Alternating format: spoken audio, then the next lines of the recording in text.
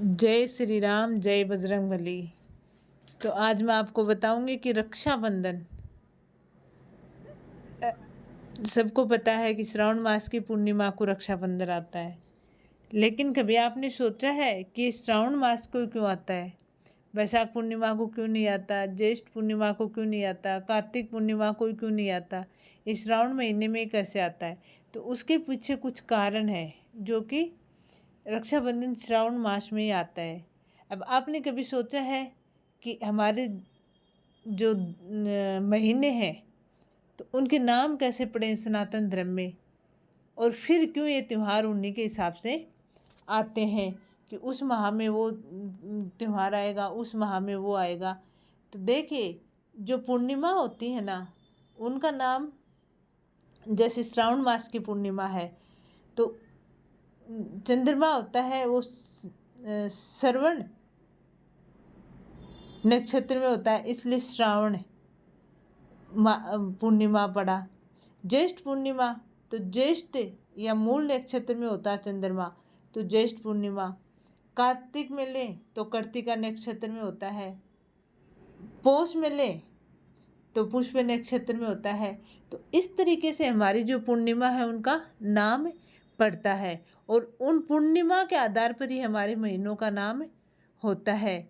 इसलिए रक्षाबंधन, जो कि श्रावण मास में आती है, सबसे मेन बात तो ये होता है कि जब लड़की की शादी कर देते हैं और फिर श्रवण नक्षत्र यानी सुनना, जब वो लड़की पियर से ससुराल जाती है, माँ बाप होते हैं, तब तक पूछते हैं, फिर कहते हैं कि भाई माँ बाप है नहीं, भाई है, कौन सुनता है। तो वो सुनना श्रावण नक्षत्र, इसीलिए वो श्रावण मास में रक्षाबंधन आता है। अब दूसरा, जो बहन रक्षाबंधन पे राखी बांधने जाती है तो वो रक्षा का सूत्र बांधती है, और भाई उसको देता है कि माँ बाप नहीं तो कोई बात नहीं, मैं तेरी सुनूंगा। वो एक दायित्व बन जाता है, और वो रक्षा सूत्र से, जो बहन वो रक्षा सूत्र बांधती है, तो भाई को भी ये लगता है कि हाँ, ये मेरे को रक्षा सूत्र बांधा है, मेरी रक्षा होगी। तो एक तो कारण कि श्रावण मास में सुनने वाला हो गया। दूसरा, रक्षा सूत्र। एक क्या होता है कि पुरुष की कलाई में मंगल ग्रह होता है और स्त्री की कलाई में शुक्र ग्रह होता है। अब मंगल जब उग्र रूप कर ले तो मिट्टी में मिला सकता है, बर्बाद कर देता है मंगल ग्रह का दोष। तो इसलिए क्या होता है कि जब बहन राखी बांधने जाती है तो वो शुक्र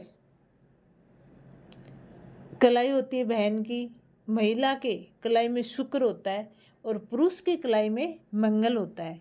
तो जब बहन वो कलाई में रक्षा सूत्र बांधती है तो वो क्या होता है कि मंगल पे भारी पड़ता है, और उसमें क्या लक्ष्मी जी का वास होने लगता है।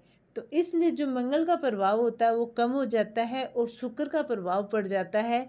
तो भाई कितनी भी मुसीबत में होता है, कितनी भी संकट में होता है, तो वो निकल जाता है इस रक्षा सूत्र से। ये वो शुक्र ग्रह का प्रभाव होता है जो कि उस भाई को किसी भी मुसीबत से निकाल सकती है। अब पहले हमारे सनातन धर्म में होता था, आजकल तो ये रीति वगैरह निभाते नहीं। बड़े बड़े पैसे वाले लोग हैं वो इन रीतियों को फिर भी निभाते हैं, लेकिन आम जनता इन रीतियों को नहीं निभाती है। क्योंकि जब लड़की की शादी करते हैं ना, तो हमारे सनातन धर्म में पहले, कहीं आपने रामायण में, महाभारत में देखा होगा कि कोई कपड़े पे लड़की के दोनों पर रोली से उस पर रखवाते थे और फिर उसको समेट के अपने घर में रखते थे।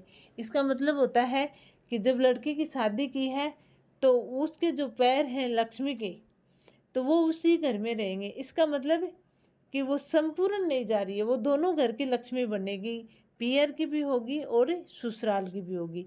इसलिए जब भी हम कोई शुभ काम करते हैं, मतलब दीपावली वगैरह पे, तो लक्ष्मी जी के पैर हम घर में चिपकाते हैं। वो इसी परंपरा है कि लक्ष्मी जी जब लड़की होती है ना, तो वो जाती है तो उसके पैरों को भी हमारे घर पे रखना चाहिए। और रक्षाबंधन के दिन कभी मत आओ, बहन को कभी मत बुलाओ। आजकल होता है कि कई भाई भाभी नहीं बुलाते हैं, लेकिन कभी मत बुलाओ। एक रक्षाबंधन के दिन अगर वो बुला लेते हैं तो वो लक्ष्मी उस घर में आती है। लक्ष्मी जिस घर में आएगी तो वहाँ पे सुख समृद्धि रहेगी। सुख समृद्धि रहेगी तो खुशहाली आएगी, शांति होगी, घर सब चीज़ें होंगी, वहाँ बरकत भी होगी। तो इस तरीके से एक वो ये कारण हो जाता है कि जब वो ससुराल चली जाती है तो फिर कभी नहीं आती है, तो भी रक्षाबंधन के वो अपने भाई के घर आती है और अपने भाई को संकट से, मुसीबत से निकालती है। कोई भी काम हो, वो एक रक्षा सूत्र है जो कि हर मुसीबत से बचाता है। अब ये तो मतलब रक्षा सूत्र है, तो इसको हम 365 दिन में कभी बांध लेते हैं, कोई विशेष वो नहीं होता। लेकिन आपको पता है कि जब मंगल ग्रह का प्रभाव कम करना है और हम शुक्र ग्रह है जो कि महिला की कलाई में होते हैं और मंगल ग्रह जो कि पुरुष के कलाई में होते हैं, उसको कम करना है, उसके प्रभाव अगर किसी पर है वो कम करना है, तो हमें शुभ मुहूर्त में ही राखी बांधनी चाहिए, भद्रा वगैरह मुहूर्त में नहीं हो। इसलिए इस तरीके से हमें रक्षाबंधन मनाना चाहिए और ये महत्व होता है रक्षाबंधन का। अब दूसरा, पूर्णिमा है तो उस दिन हनुमान जी का भी उपाय होगा, तो आप ये चीज़ें करो। उसके साथ साथ सुबह ब्रह्म मुहूर्त में उठ के स्नान वगैरह करें और सुबह 7 बजे से पहले 7 बार आप हनुमान चालीसा का पाठ कर लेना। और रक्षाबंधन के दिन बहन अपने भाई के लिए मांगती है, तो आपकी जो भी इच्छा हो वो अपने भाई के बारे में कि मेरे भाई के कुछ समस्या है तो वो भी ठीक हो जाए, उसकी लंबी उम्र की कामना जो भी है वो सब लिखना इस दिन। अपनी समस्या नहीं, भाई की जो भी समस्या है वो लिखना। बजरंगबली के आगे घी का दीपक जलाकर 7 बार हनुमान चालीसा का पाठ कर लेना, पानी का गिलास रख लेना। वो आप पियो तो ठीक है, भाई को पिलाओ तो भतीजों को पिलाओ, तो किसी के लिए भी आपने रखा उसके लिए पिला देना। तो इस तरीके से रक्षाबंधन मनाया जाता है।